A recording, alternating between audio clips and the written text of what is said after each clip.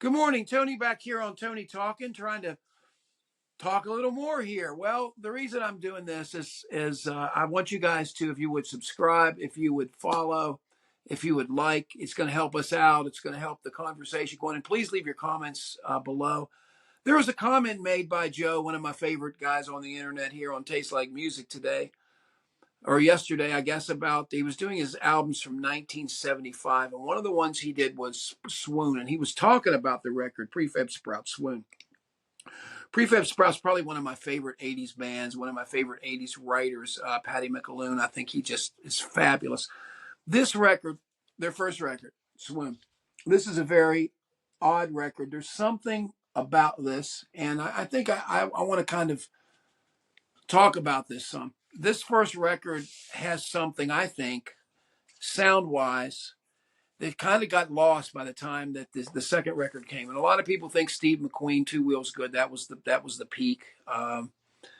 You go on to the later records, and some of the later stuff actually today are really Paddy McAloon solo records, like some of the most Let's Change the World with Music, and was that Scarlet and Red, or the one with Jewel Thief on it? That was really just his solo. It was a good record, but I'm just saying it's not really Prefab Sprout. I didn't think that the Gunman was really either. But to me, my interest lies in those records, probably up to Jordan and Andromeda Heights, which I think is a very maligned record.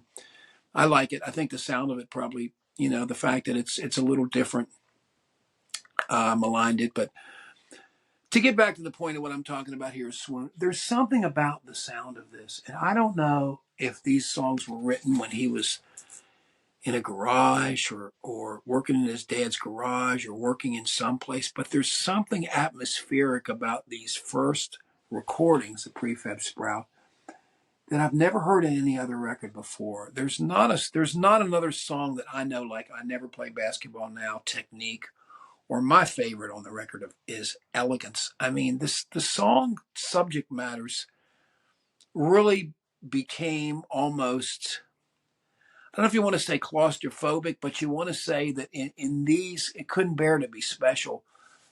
They're so inwardly twisted. The words are so very indirect in a way that's puzzling at times, but you can tell that it really leaves a feeling that there's a depth of feeling that the author does not want to face, that the author does not want to deal with. And I would also say that anybody who likes this record should really seek out, in any form that you can, the kitchenware record of the first two singles. And I have a 12-inch version of it. I also have them on 7-inch. But they put this 12-inch version of it later, and it basically deals with the first two singles. The first single, as everybody knows, from Prefab Sprout was the second single was my favorite. It was Lines in My Own Garden.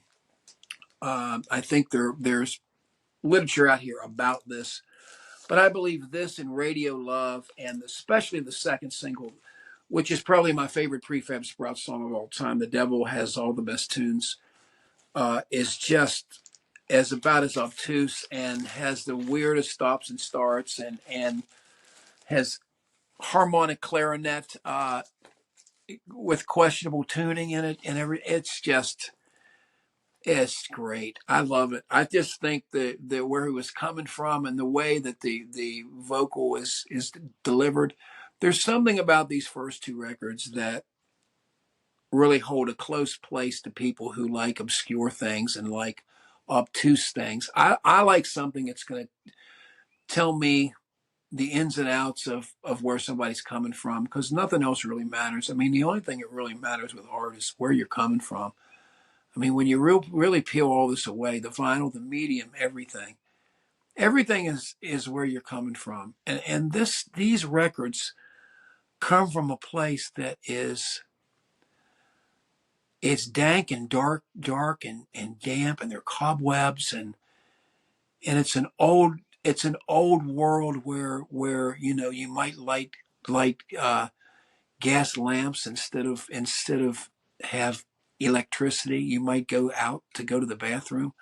I just don't. This music comes from a place of mystery, and I think that the brilliance of these two records has never really been. I've never really heard people salute it. I've heard it more or less said that, well, uh, he refined it. He left the excess out. Well, if this is the excess, then I want the excess because I love the angles of the melodies. I love the fact that sometimes these clauses end up on weird things, the exact things that Joe was just talking about.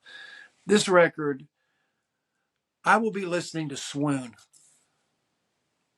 and I would hope that anybody would be listening to Swoon and the effects of it long after any other Prefab Sprout record. This album was the first impression, was the first imprint of this whole thing that he was coming from. And the thing that is so beautiful about it is, as there's a certain, if you're gonna look towards normal ways of making pleasing pop melodies, there are certain customs, there are certain traditions that people adhere to. This does not. This says, I have this to say, and I'm going to say it. And to me, it's almost like a question. I picture when he walked into the studio to work with the people the first time. I just can imagine what the reaction was.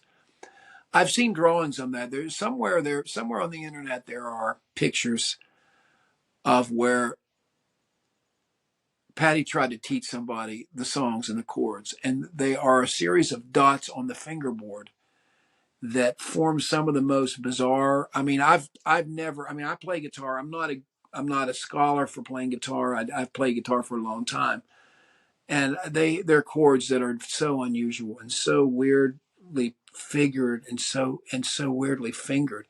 And there was a website on there, and I would urge everybody to come look at that, because much in the same realm as somebody even from the prog rock thing like Alan Holdsworth created his own musical landscape. I think there's something to the chordal language of Prefab Sprout and the way that they're done. And a lot of it may be the bass player, Martin. Martin is really fantastic.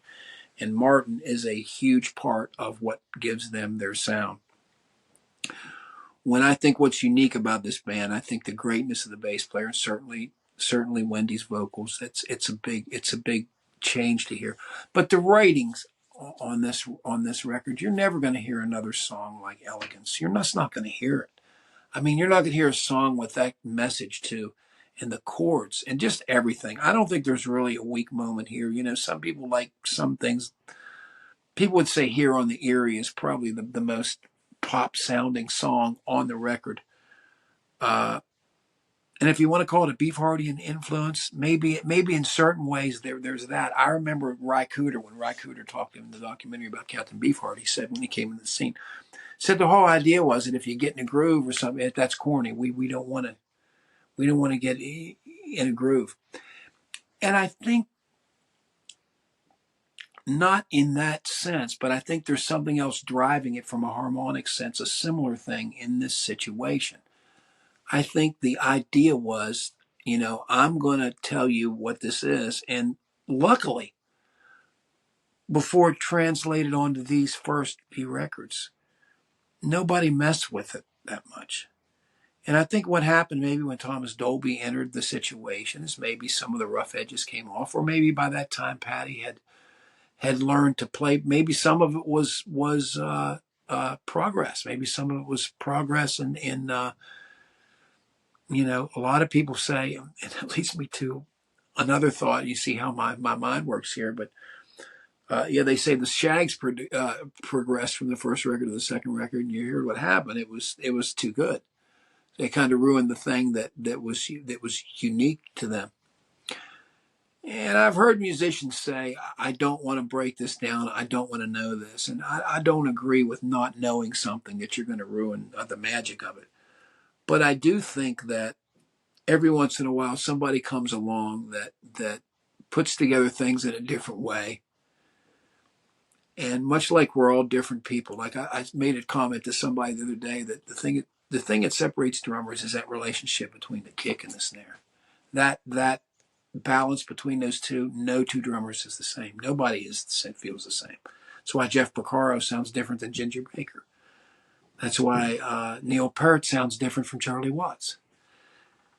That's kick drum, snare drum. It's the same thing here. You've got an individual here who has things his own way, and thank God nobody changed it, and nobody got in the way of the. You want to call it obscurity, you want to call it crudeness, you want to call it different. But the guitar playing on this record, and that doesn't get talked about a lot, but it's fantastic. I mean, you can't play stuff like this. It's just funny.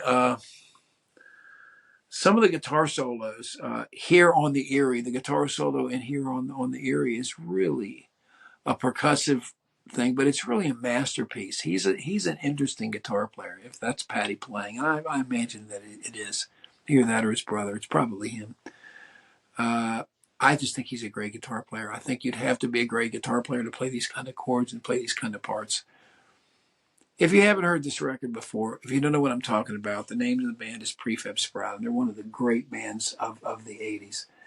And it's a shame if you never heard it. If you just listen to radio or whatever, you wouldn't hear this. But this came in the era of the Smiths, etc., and a lot of times got overlooked for. The Smiths records are great too, but be on the lookout, especially for this. If you can find the 45s, they're really expensive now, but there may be places they don't know what this is. But this is this one the Kitchenware did, and I don't know. Let me see if I see the number on they have here. This one says it's made in Holland, but it looks like 20. It looks like 1920 or something with this. Let me look at the number one more time. It's Kitchenware SK16. It's SK16 is the number on it. Look for that if you're a big fan of Swoon like I am. And I think Swoon is special. I really do. And I think one day, hopefully, if we can figure out, one day we'll be able to figure out what's in the juju that makes these records sound different. But certainly something changed, something smoothed out between Swoon and Two Wheels Good. And it's a great record. Two Wheels Good is a great record. But for what I like the rough edges. I like the crudeness. To me, even though you might rate for pop masterpiece or whatever it is, Two Wheels Good or Steve McQueen, you might rate that higher. This in the long term is more valuable, in my opinion. Thanks a lot for tuning in, and we'll see you next time.